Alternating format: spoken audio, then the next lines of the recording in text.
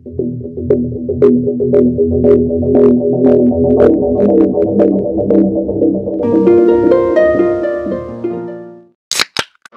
Dad. I might have a bit of a situation. You see, I met up with a girl for a date tonight, and she started getting really aggressive. Like, it was alright at first, and like, we, had sex in bed, and then after that, like, she kept drinking, and we were both drinking, and she, like, I think she thought it was like a joke or something, but she kept, like, beating me up and whatever. Yeah, and it was because she was really drunk, and like, I forced her out on the balcony, and I think she might have jumped off. Australia adalah salah satu tujuan wisata yang banyak diminati para wisatawan karena keindahan alam dan keragaman budayanya. Pada tahun 2014, tercatat kurang lebih 11 juta orang berwisata ke Australia. Salah satu dari jutaan pengunjung itu adalah Wariana Wright, seorang wanita muda warga negara New Zealand. Wariana berkunjung ke Gold Coast, Australia untuk menghadiri pernikahan sahabatnya sekalian berlibur. Tetapi sayang, perjalanannya kali itu menjadi petualangan terakhirnya.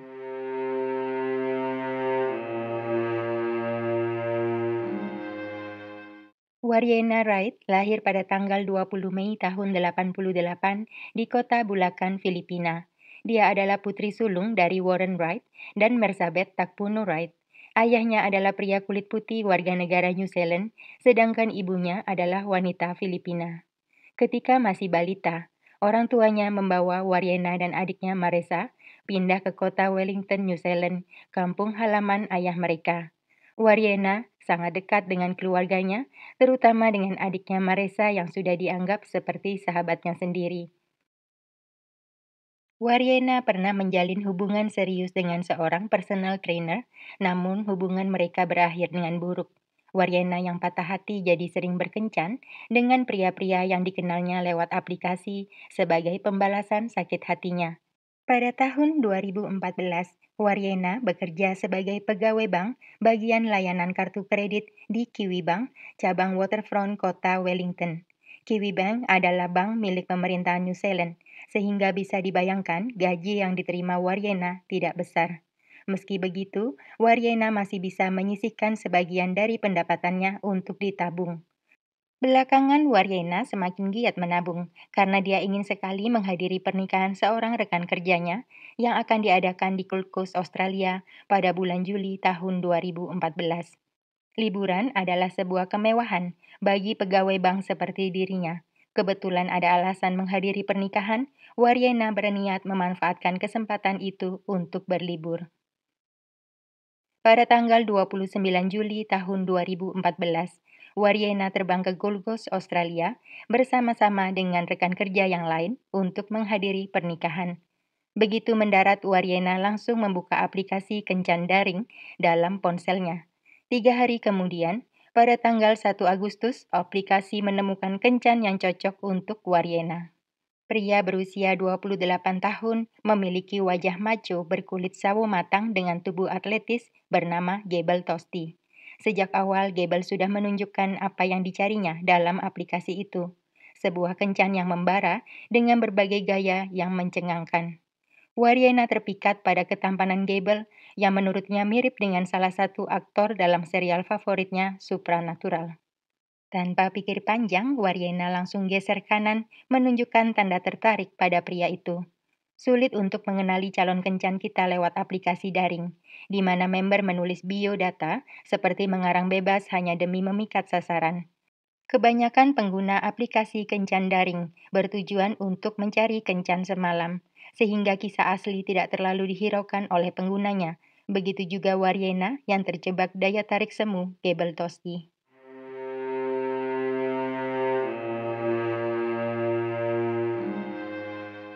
Gable Tosti adalah seorang pria berusia 30 tahun yang lahir dan dibesarkan di Gold Coast. Ayahnya adalah Grey Tosti, seorang sales penjual karpet, dan ibunya Helen adalah seorang guru pengganti. Gable memiliki seorang adik bernama Tennyson. Bertumbuh di tengah area para peselancar yang berpesta dan mabuk sepanjang malam, membuat Gable meniru perilaku itu ketika beranjak dewasa. Bukan sekedar mabuk, tetapi dia mulai melakukan berbagai tindakan melanggar hukum untuk meraup keuntungan. Pada tahun 2003, Gable bersama dua orang temannya membuat kartu identitas abal-abal untuk para remaja agar mereka bisa masuk ke bar atau klub yang ada di Gold Coast. Bisnis itu menghasilkan $30.000 atau setara 300 juta rupiah lebih hingga Gable dan dua temannya ditangkap polisi. Selama persidangan, Gable didiagnosa mengalami gangguan perilaku serta gangguan autistik ringan. Dia kesulitan berempati, kesulitan bergaul dan merasa terasing dalam kehidupan sosial. Beruntung saat itu, hakim sangat pemaaf dan membebaskan Gable yang masih remaja dari hukuman. Setelah itu, Gable menjauhi teman-temannya dan makin tenggelam dalam minuman. Di bulan Juli tahun 2004, Gable Tosti bergabung dalam forum fitness online. Awalnya Gable banyak bertanya kepada anggota lain terkait urusan pembentukan otot.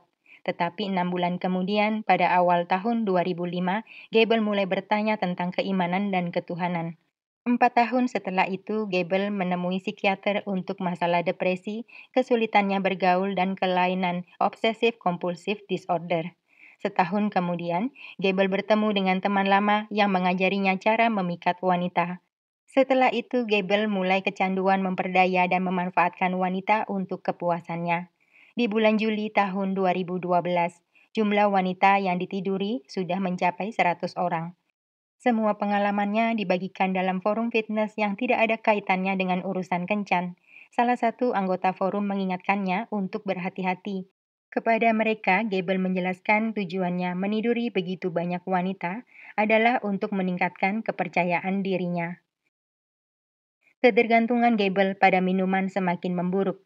Beberapa kali Gable bahkan terlalu mabuk sampai tidak sadar sudah membawa perempuan pulang ke rumahnya.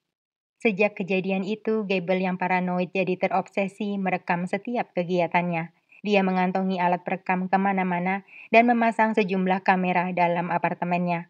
Pada tahun 2013, Gable mulai menggunakan aplikasi kencan untuk berkenalan dengan wanita karena dia dilarang masuk ke bar atau klub akibat perilakunya yang sering meresahkan pengunjung wanita.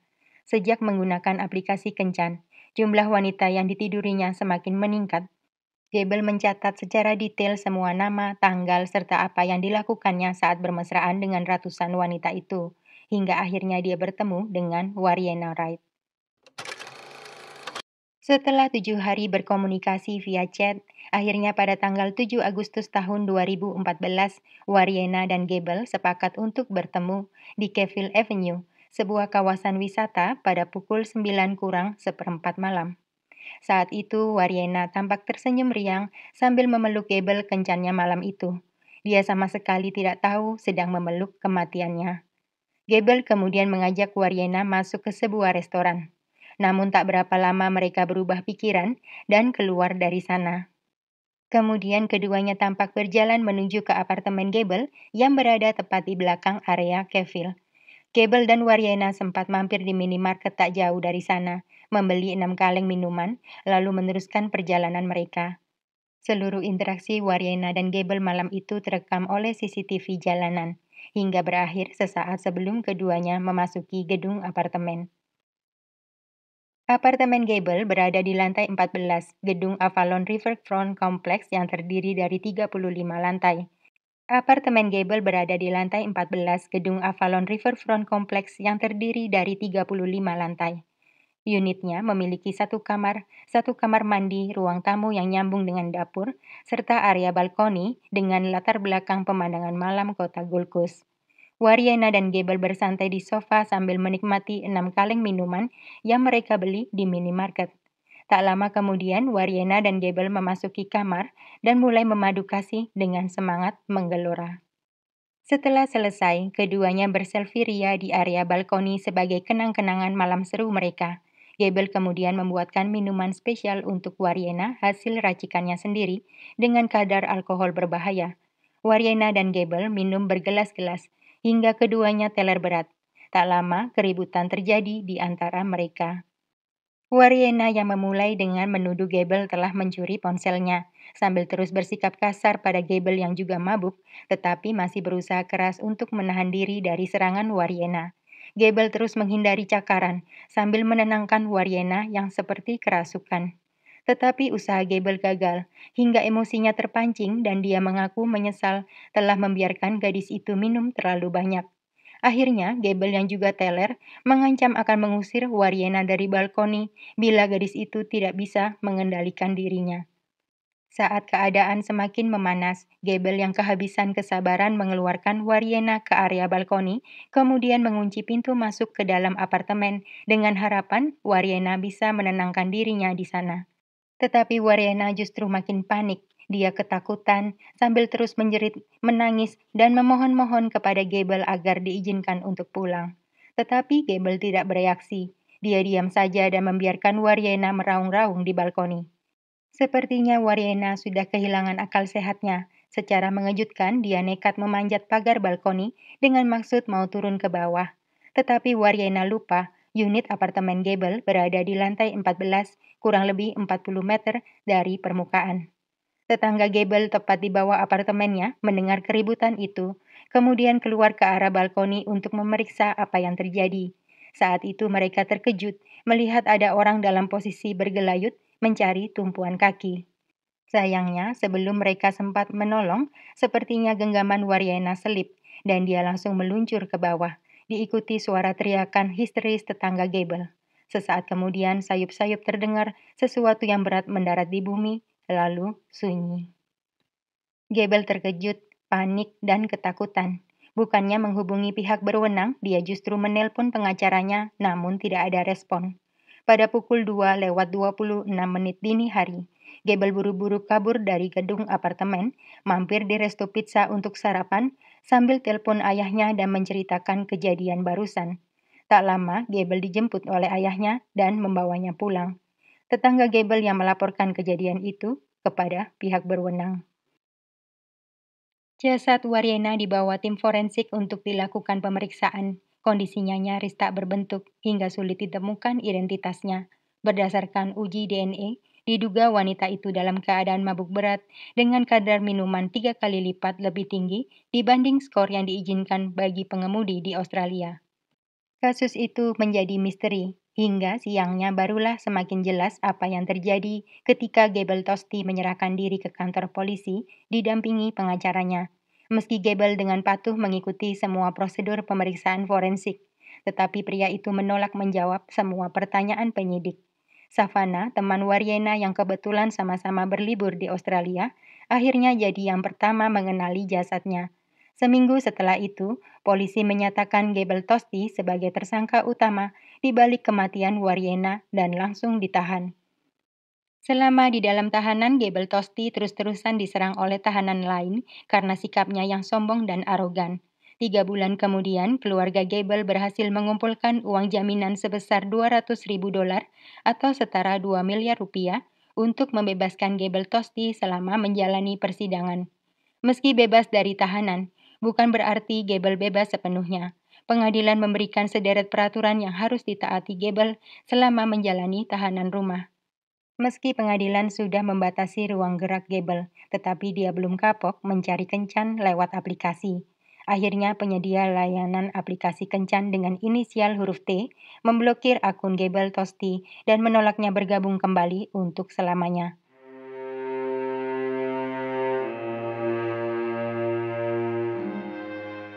Persidangan atas kematian Wariena Wright dimulai pada tanggal 11 Oktober tahun 2016. Lewat pengacaranya, Gable Tosti mengaku tidak bersalah atas semua dakwaan. Dalam persidangan yang berlangsung selama 6 hari, pihak Gable Tosti mengajukan rekaman CCTV dan rekaman suara dalam ponselnya sebagai bukti yang meringankan. Dalam rekaman CCTV di dalam apartemen jelas terlihat saat kejadian Wariena Wright tampak berada di balkoni sendirian, sedangkan Gable Tosti ada di dalam. Meski terdengar suara Gable saat mengancam Wariena, tetapi tidak ada bukti Gable mendorong gadis itu. Berkat rekaman itu, akhirnya pada tanggal 20 Oktober tahun 2016, Dewan juri menyatakan Gebel Tosti tidak bersalah atas tuduhan pembunuhan dan dinyatakan bebas.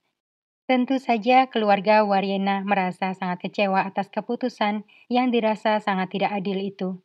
Mereka menduga pengadilan berpihak kepada pelaku yang adalah warga negara Australia dan tidak membela korban yang warga negara New Zealand. Sedangkan Gebel Tosti setelah bebas malah mendadak jadi selebriti dengan bayaran bermiliar-miliar dari stasiun TV yang mengundangnya sebagai narasumber terkait kasus kematian Wariena Wright.